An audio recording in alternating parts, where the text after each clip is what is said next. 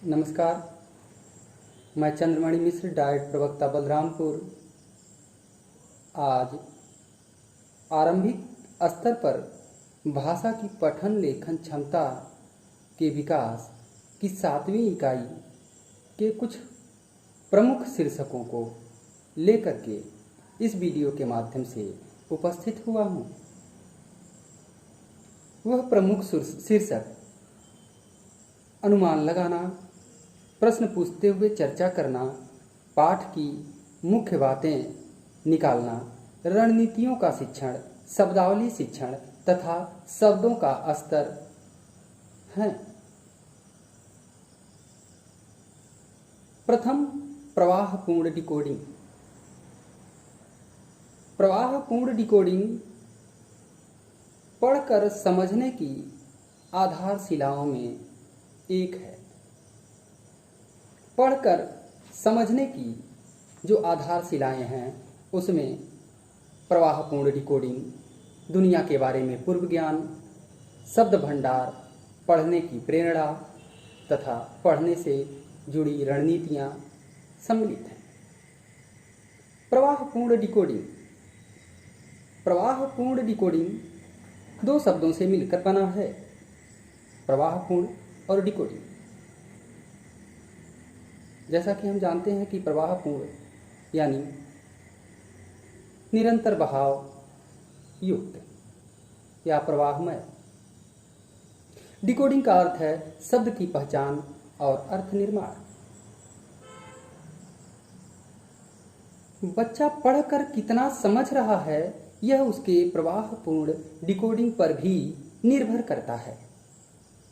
आपने देखा होगा कि कुछ बच्चे इस तरह से पढ़ते हैं, ह हपाग मंत्र हा, थ थपै मंत्र थी, हाथी, न नपै मंत्र ने, हाथी ने, क ह पाग मंत्र हा, का, कहा।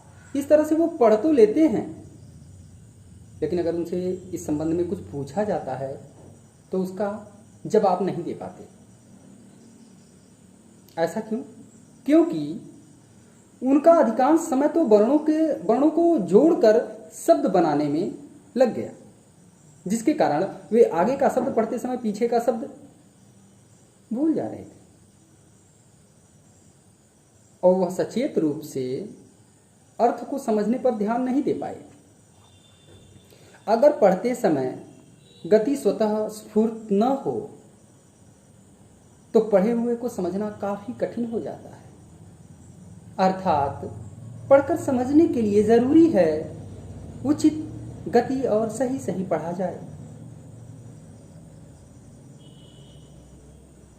हमेशा धारा प्रवाह पढ़ते हुए लेख को समझ पाएंगे यही जरूरी नहीं होता, क्योंकि कभी कभी पढ़ने वाला बहुत तेजी से डिकोड करते हुए चला जाता है, लेकिन उस पाठ से अपना कोई व्यक्तिगत संबंध नहीं जोड़ पाता।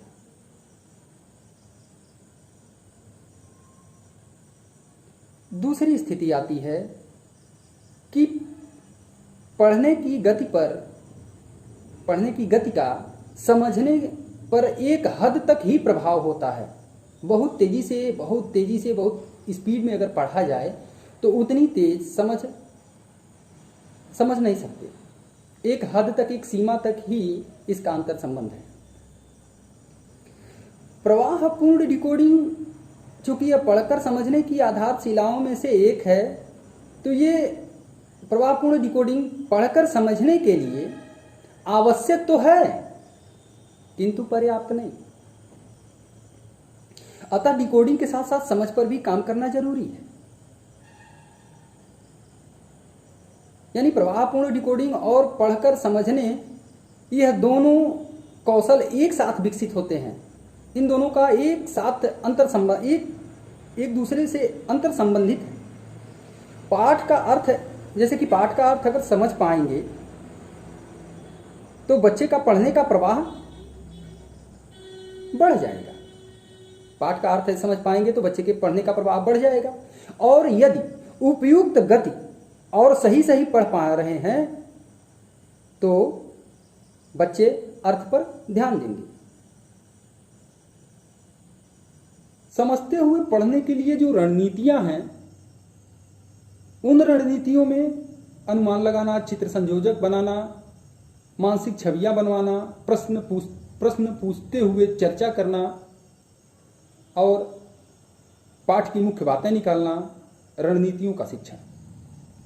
अनुमान लगाने का अर्थ होता है कि पाठ पढ़ते हुए अपने ज्ञान और अनुभव के आधार पर यह सोचना कि पाठ में आगे क्या होगा। यह सिखाया भी जा सकता है कि किस प्रकार शीर्षकों, चित्रों और कुछ घटनाओं के आधार पर अनुमान लगाए जाते हैं। एक कहानी है नाव चली, जिसमें चींटी, मेढक, चूहा, गुबरैला, चूजा, ये सब पात्र हैं, इसमें घूमने निकलते हैं। इस कहानी से आप बच्चों में, सभी कहानियों से यह तो एक उदाहरण के तौर पर था, अनुमान लगाने के लिए आप प्रेरित कर सकते हैं। यह शिक्षक के ऊपर निर्भर करता है कि किस तरह से वो प्रेरित कर सकता है। अब एक कहानी से संबंधित अगर अनुमान लगाना है तो दो तरह के अनुमान लगाए जा सकते हैं, एक तो पढ़ने से पूर्व और दूसरा पढ़ने के दौरान।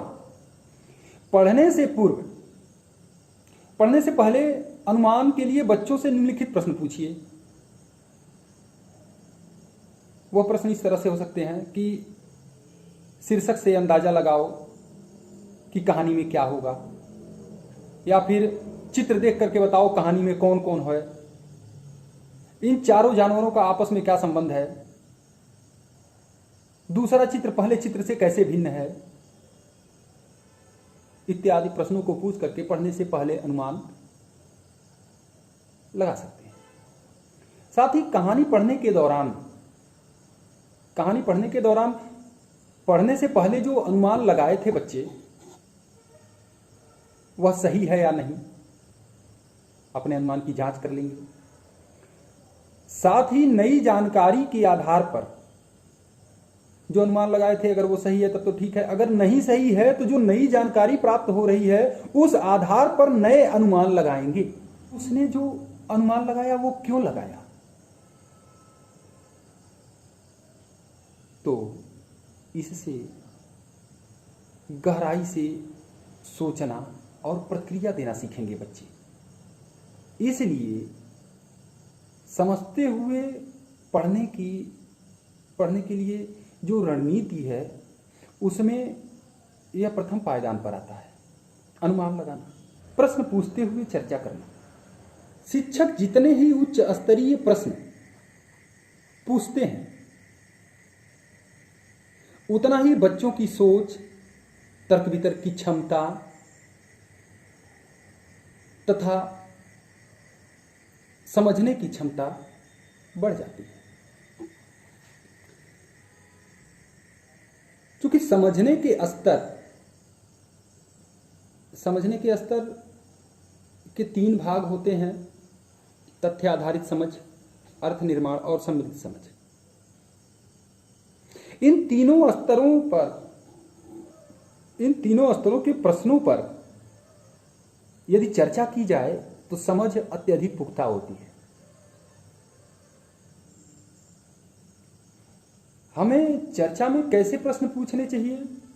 अनुमान लगाने वाले प्रश्न, पूर्व ज्ञान से जुड़े प्रश्न, तथ्य आधारित प्रश्न, निष्कर्ष निकालने वाले प्रश्न, शब्द भंडार से जुड़े प्रश्न। शब्द भंडार से जुड़े प्रश्न ये शब्द की बेहतर समझ और सही उपयोग को बढ़ावा देने के लिए पूछे जाते हैं। शब्द भंडार से जुड़े प्रश्न क्योंकि सही प्रयोग और समझ को बढ़ावा देने के लिए, जैसे एक शब्द तरकीब, अब तरकीब से नया वाक्य बनवा सकते हैं आप, तरकीब से नया वाक्य बनाओ, इस तरह से। फिर आता है विश्लेषण या तर्क वितर्क से जुड़े प्रश्न। पाठ की मुख्य बातें, छोटे छोटे बच्चे से अगर जब कहा जाता है कि पाठ की मुख्य बातें निकालना, तो छोटे बच्चों के लिए निश्चित रूप से कठिन लगेगी।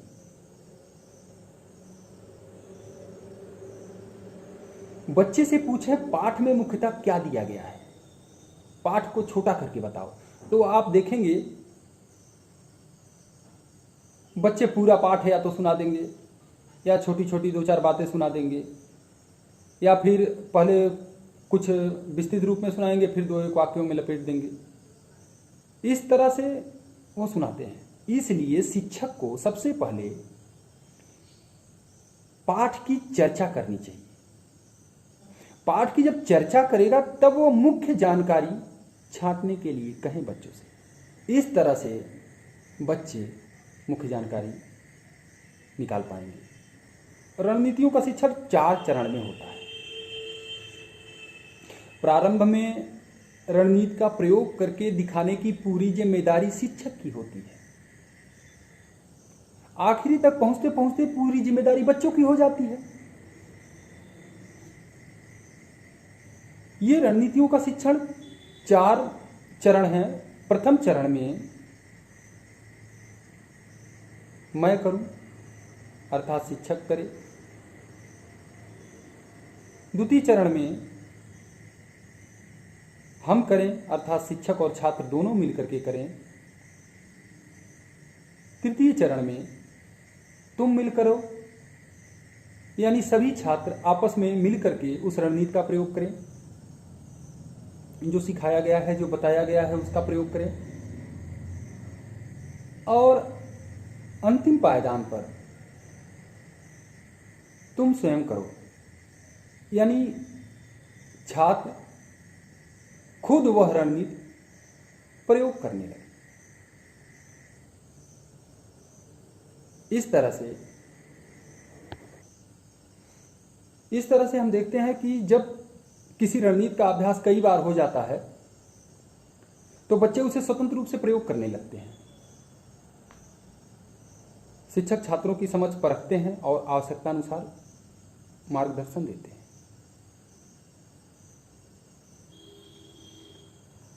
कुछ मुख्य बातें इस प्रकार हैं कि समझते हुए पढ़ने की रणनीतियां छात्रों को सोचने, समझने, तर्क करने, प्रश्न पूछने की क्षमता विकसित करती हैं। समझते हुए पढ़ने में शिक्षक द्वारा छात्रों के साथ चर्चा बहुत महत्वपूर्ण है। उच्च स्तरीय प्रश्न तथ्य आधारित प्रश्नों की अपेक्षा तुलना में तर्क करने में तथा समझने में प्रभावी होते हैं। किसी भी रणनीति के 4 चरण होते हैं। मैं करूं, हम करें, तुम सब मिलकर करो, तुम स्वयं करो। अब हम आते हैं शब्दावली विकास पर। समझते हुए पढ़ने के लिए शब्दावली का विकास। भाषा विशेषज्ञों का मानना है कि किसी भी लेख को समझने के लिए उसके 90% शब्दों को पाठक अगर पहले से जानता हो तो उसे समझ सकता है। आप जानते हैं कि बड़ी शब्दावली से अच्छे पाठक होने की संभावना अधिक होती है, जबकि अच्छे पाठक होने से ज़्यादा पढ़ा जा सकता है। और ज़्यादा पढ़ने से छात्रों की शब्दावली और भी विकसित होती है, आपस में अंतर संबंधित है। शब्दावली का शिक्षण। शब्दावली का शिक्षण आप देखते होंगे कि काठिन्य निवारण के तहत शिक्षक ब्लैक बोर्ड पर कुछ शब्द और अर्थ को लिख देता है, या फिर चार्ट पेपर पे बना के लाते हैं, उसके बाद लगा देते हैं और बच्चों से कहते हैं कि याद कर लिया जाए, याद करो। इससे मुख्य उद्देश्य पूरा नहीं होता।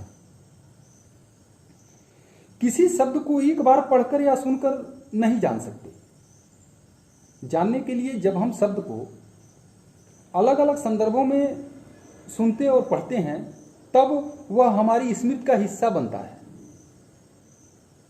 और हमारी समझ उस शब्द के प्रति विकसित होती है। डेल एडगर और ओरुर्क, ये 3 लोग हैं, इनके अनुसार शब्द को पूरी तरह से जानने के 4 स्तर हैं।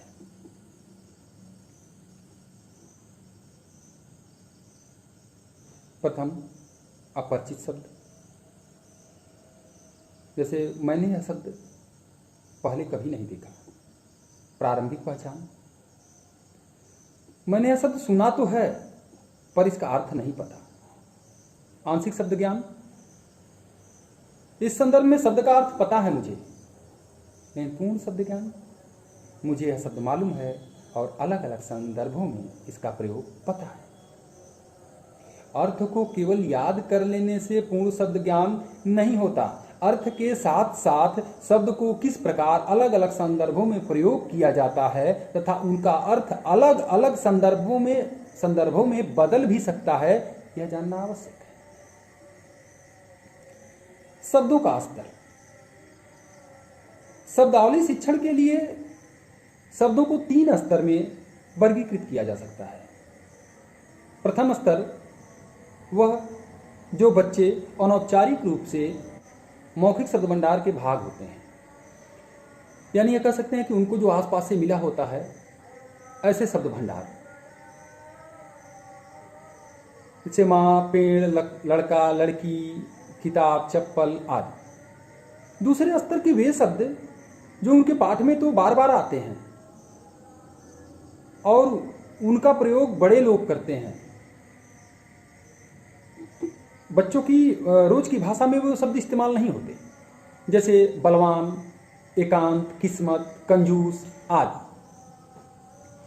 इस स्तर के शब्दों को प्रत्यक्ष शिक्षण विधि के द्वारा भाषा की कक्षा में सिखाया जाना चाहिए। अब तीसरे स्तर के शब्दों की बात करें तो ऐसे शब्द जो विषय, खास विषयों से संबंधित तकनीकी शब्द हैं, जैसे सौरमंडल, नैतिकता, इलेक्ट्रॉन, इस तरह के शब्द कक्षा 4 या उससे ऊपर के कक्षाओं में पढ़ाए जाते हैं। बच्चों के शब्द भंडार बढ़ाने के लिए कई सारी गतिविधियां हैं, जैसे अनायास शब्द सीखने के लिए छात्रों के साथ बहुत सारे विषयों पर चर्चा करें और चर्चा के दौरान यह सोचें कि किस शब्द कि कौन कौन से शब्द का हमें परिचय कराना है और किस शब्द का हमें प्रयोग करके दिखाना है। दूसरा, बच्चे को स्वतंत्र रूप से जितनी अलग अलग किताबें पढ़ेंगे उतनी ही उनकी शब्दावली विकसित होगी और समझ क्षमता बढ़ेगी। इसलिए उन्हें अलग अलग विषयों की, लेकिन उनके स्तर के अनुकूल, पाठ्यक्रम से अलग हो तो भी लाइब्रेरी से किताब चुनने और पढ़ने का मौका देना चाहिए। बच्चे अनायास ही शब्दावली सीखें, इसके लिए शिक्षक द्वारा कहानी सुनाया जाए, छात्रों के साथ मौखिक भाषा विकास के खेल किए जा सकते हैं, चित्रों पर चर्चा की जा सकती है, कहानी पर चर्चा या बच्चों द्वारा पुनः कहानी सुनी जाए। प्रत्यक्ष शब्दावली शिक्षण के द्वारा नए शब्दों को सिखाना, जैसा अभी आपने देखा कि अनायास शब्द सीखने के लिए, मतलब बिना प्रयास के दूसरा था प्रत्यक्ष शब्दावली शिक्षण। बहुत सारे बच्चे शब्दों के अनायास परिचित हो जाते हैं, परंतु बहुत सारे ऐसे शब्द हैं जो सुनने में कम मिलते हैं या पढ़ने पर अर्थ समझ में नहीं आते। ऐसे शब्दों के लिए प्रत्यक्ष शब्दावली शिक्षण आवश्यक है। जैसे एकांत शब्द, इसके लिए प्रत्यक्ष शब्दावली शिक्षण ही सहायक होगा। प्रत्यक्ष शब्दावली शिक्षण के लिए कुछ बातें हैं, जैसे पाठ पढ़ने से पूर्व कुछ चुनिंदा कठिन शब्दों पर चर्चा कर ली जाए, जिससे वो शब्द उनके लिए अपरिचित नहीं रहेंगे और पढ़ते समय उनका ध्यान नहीं भटकाएंगे। नए शब्दों की सरल व्याख्या की जाए जो उनके पूर्व ज्ञान से जुड़ी हुई। बच्चों को समझाने के लिए अलग अलग संदर्भों में शब्द का प्रयोग किया जाए और शब्द से कई वाक्य बनाए तथा अलग अलग वाक्यों में प्रयोग करने के लिए प्रेरित भी करें बच्चों को। इसके लिए खेल या गतिविधि भी कराई जा सकती है, लेकिन ध्यान रहे हर बार बच्चे को सीधा अर्थ नहीं बताना है, उन्हें अर्थ का अनुमान लगाना सिखाएं। बच्चे से शब्द के अर्थ का अनुमान लगवाने के लिए बहुत सारी गतिविधियां हो सकती हैं, जैसे कहानी के चित्र देख करके या शब्द को टुकड़े में से घोड़ा गाड़ी, बैलगाड़ी, तो ग्रामवासी, तो शब्द को टुकड़े में तोड़ करके भी मूल शब्द पहचान कर, या मूल शब्द पहचान कर, जैसे अनादर में आदर शब्द, इस तरह से अर्थ का अनुमान लगवाया जाए। मुख्य रूप से हम कह सकते हैं कि समझते हुए पढ़ने में बच्चे की शब्दावली का विकास एक महत्वपूर्ण कारक है। बहुत सी चर्चा के अवसर मिलने पर बच्चे शब्दावली अनायास ही सीखते हैं, परंतु इस पर निर्भर नहीं रहा जा सकता। प्रत्यक्ष शिक्षण में कुछ खास बातें, शब्द का अर्थ किसी पाठ के संदर्भ में सिखाना सबसे ज्यादा लाभदायक रहता है। शब्दार्थ की व्याख्या सरल और बच्चों के पूर्व ज्ञान से मिलनी चाहिए, और जो अभी हमने बताया कि हमेशा बच्चों को सीधा अर्थ बताने की जगह अनुमान लगाना सिखाना चाहिए। धन्यवाद।